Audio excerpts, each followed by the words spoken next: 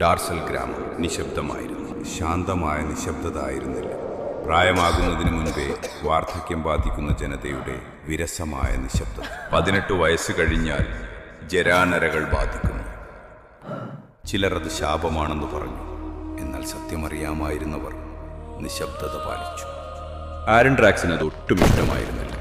കാരണം 2 ദിവസം കഴിഞ്ഞാൽ അവന് 18 പൂർത്തിയാവുകയാണ്.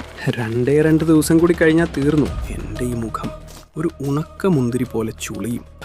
അതുവരെ രാവിലെ എഴുന്നേൽക്കുക, ഒന്നും ചെയ്യാതെ ഇരിക്കുക, വീണ്ടും കിടന്നുറങ്ങുക. സ്വപ്ന ജീവിതം തന്നെയല്ലേ അത്? അറിയാതെ ഞാൻ വിശദീകരിക്കാം. മിണ്ടി പോകരുത് നീ. അവന്റെ ഒരു വിശദീകരണം ഓട്ര തെണ്ടി ചെറുക്ക. ഇത് പഴയാരും തന്നെ ചെറുക്കൻ. അടുത്ത തവണ ഇവൻ ഗ്രാമം മൊത്തം വെള്ളത്തിലാക്കും. ഇവനൊരു മാറ്റവും ഇല്ലല്ലോ. സന്തോഷം. ഒരു അബദ്ധം പറ്റിയപ്പോഴേക്കും ഞാൻ എല്ലാവർക്കും ഒരു വിനോദമായല്ലോ.